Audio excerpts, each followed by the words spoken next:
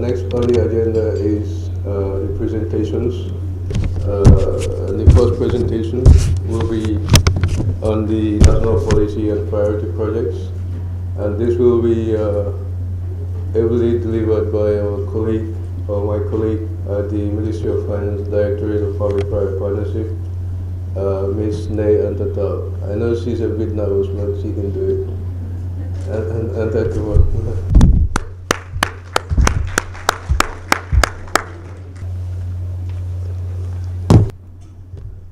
Okay, good morning everyone.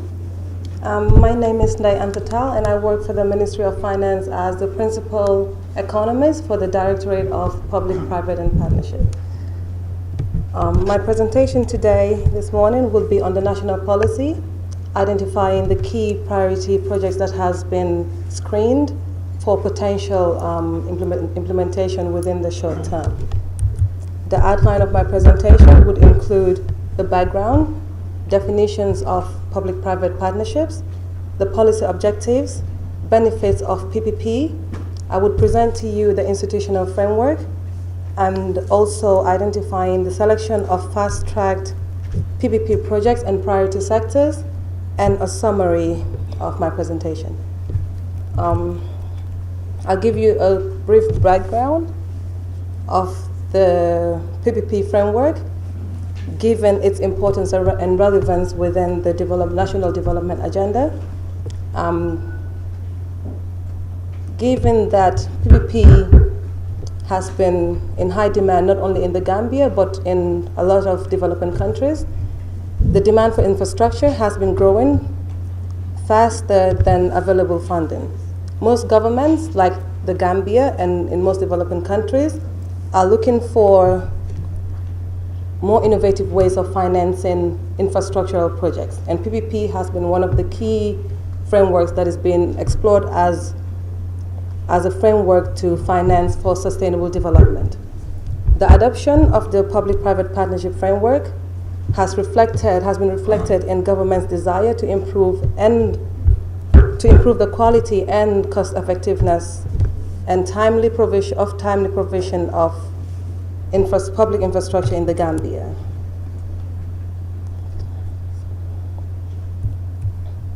I'll give you a brief definition, even though there has been a number of definitions of PPP, but according to the policy document, a public-private partnership is a contractual arrangement between a public entity and a private sector party with clear agreement on shared objectives for the provision of public infrastructure and services traditionally provided by the public sector. Why do we need the PPP policy? We have an approved policy of the public-private partnership, but it has not been really put out there for the stakeholders and the general public's information. So the policy document is a very important document that is developed to create a sound enabling environment for infrastructure investments, also to encourage and promote private sector participation in delivery of public infrastructure and services in ensuring that existing infrastructure is upgraded and new infrastructure is developed. Also, why we need the policy document is to provide a clear and consistent process for all aspects of PPP project development and implementation, from project identification, appraisal, procurement, operations, maintenance, and performance monitoring and evaluation. The objectives of the policy document includes, but is not limited to, the following. Basically, to leverage public sector assets and private sector resources. Also, the policy is aimed at encouraging and facilitating investments from the private sector. Also, to improve the quality of public services, such as water, sanitation, transportation, electricity, amongst others. Also, the policy aims at ensuring that compliance is adhered with both social and environmental standards. In addition to that, it is aimed that the PPP policy would protect the interests of all stakeholders, be it public sector, private sector, and also the national citizens themselves. In addition, it is envisaged that the PPP policy would set up an efficient and transparent institutional arrangement which I will present to you later, and also a framework for developing efficient risk-sharing mechanisms and promote Gambian participation within the PPP framework. The guiding principles and I would say the attributes of PPP.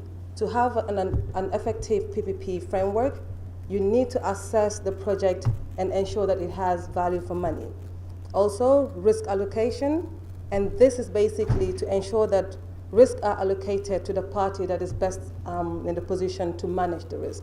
For example, if the private sector has resources in terms of funding, human capital, we would allocate that responsibility to the private sector to improve efficiency and more effectiveness.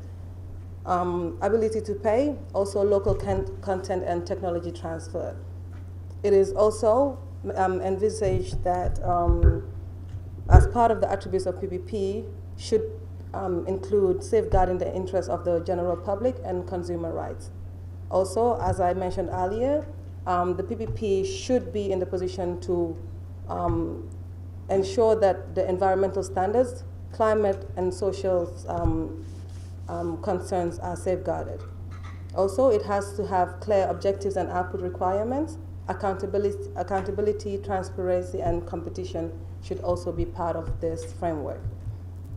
Government support, what is expected from the government of the Gambia in this process?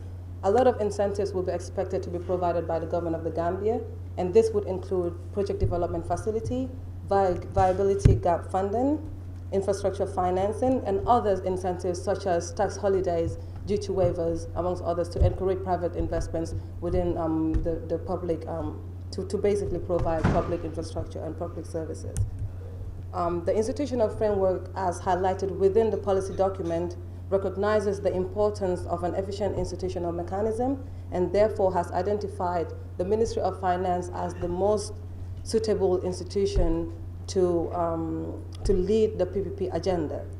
So this agenda is being implemented currently by the Public-Private Partnership Department, and amongst its responsibilities will include the following. The first one is policy development and dissemination, which is what we are talking about at the moment.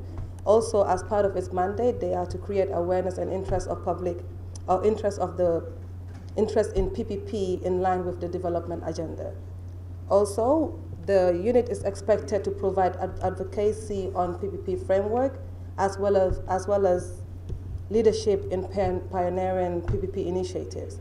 They are expected to identify high-value PPP projects, which I will present some of the 10 priority projects that have been identified for implementation within the short term. They would also monitor and evaluate existing and new projects to ensure quality control and standardization. In addition, the unit is expected to work with stakeholders like the Chamber of Commerce and hold policy dialogues like the one we have on today, as well as engage the MDAs, the ministries, departments, and agencies, train them on the PPP framework, the legal framework, and other relevant areas that needs more capacity building. In addition to that, the unit is expected to provide financial management support of funded and contingent liabilities, as well as the legal framework to ensure that PPP laws are in line with the investment laws of the Gambia. Within the institutional framework and to support the work at the level of the ministry, the government of the Gambia has identified cabinet to basically review PPP proposals with concessions of over 5 years or more, involving investments of up to $3 million US. In addition to that, there is an approval committee that was set up within the policy document, and this committee should have representations from the Ministry of Justice, Ministry of Trade, the Gambia Investment and Export Promotion Agency, Gambia Procurement Authority, PPP Secretary, the PPP department should serve as the Secretariat and the Ministry of Finance as the chair. However, recent developments have occurred, and the tender board has been identified, has been set up recently, and part of their mandate is to carry out or review PPP proposals of up to 10 million and above. I think my colleague lawyer would elaborate on that in his presentation. Also, part of the mandate of this committee is to approve large PPP projects and associated documents. Also, approve the sector policies and model contracts. Also, approve the user levies and settlements of dispute related to the user levies. Make recommendations of legislative and regulatory changes, and also provide general oversight of the procurement, implementation, management of PPP in the Gambia. In addition to that, there are key institutions who has basically got key responsibilities to contribute to the PPP framework. Some of these would include the new Ministry of Planning and Policy, who is responsible of preparing the National Infrastructure Plan, and also approve projects initiated by procurement authorities that are not covered within the Priority Action Plan or the National Infrastructure Plan. These should be in line with the National Development Agenda if it's the PAGE or the PAGE Successor Program. In addition, the Ministry of Justice also has a role to play in ensuring that the existing legislation, there's existing legislative and regulatory environment. The Ministry of Justice would work with the legal team of the Ministry of Finance to ensure that all laws pertaining to PPPs are in line with the laws of the Gambia. In addition to that, the contracting authority and the line ministries would also have a role to play, and part of this role would involve preparing economic appraisals, presenting the rationale of PPP procurement. For example, if you have a PPP project that is under the Ministry of Energy, the Ministry of Energy would be the responsible authority to do the economic proposal, appraisal, also justify why it is that we need a PPP within the energy sector. There are other institutions or departments within the Ministry of Finance, such as the Loans Department, the Debt, Gambia Procurement Authority. They all have a stake in this within this framework. I would present to you some of the projects that were identified. A study was done in 2014 by the World Bank with the support of PIAF, and they were able to screen and identify at least 10 potential projects to be implemented within a short term. So these 10 projects were identified and screened, and the process of this identification involved 2 stages, one of which was the development of the project, and the second was an assessment of value for money assessment for the implementation of the project. Some of the sectors that were identified for these projects were range from electricity to ferry services, water supply, roads, ports, telecommunications, health sector, agriculture, urban services, and sports. Within these identified priority sectors, there have been some projects either ongoing or to be implemented. So within the transport sector, there are projects such as the Trans-Gambia Bridge, also road maintenance area concessions. Within the transportation, also you have Banjul Barra Bridge, also concession ferry operations, and the port terminal. Within the telecommunications, there are some projects that are identified, such as the National Data Center and GAMSwitch. The agricultural sector, you have development of agricultural value chains, electricity generation, and then other projects. A lot of events have occurred over the past. For example, this GAMSwitch project, which was identified as one of the priority projects, but is already up and running.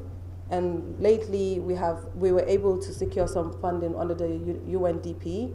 I think it's a tune of about $120,000 to support the full feasibility study for the electricity. We have also secured some funding, about $130 from the Africa Legal Support Initiative. So we were able to secure about $130,000 also to conduct the full feasibility study. Actually, for the National Data Center, we were able to secure $350,000 from the Africa Legal Support Facility and $120,000 from the UNDP. So work has already started in terms of conducting the full feasibility and pre-feasibility as well as the full feasibility studies.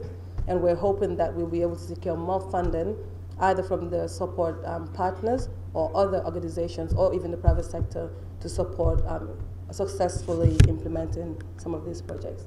I thank you for your attention.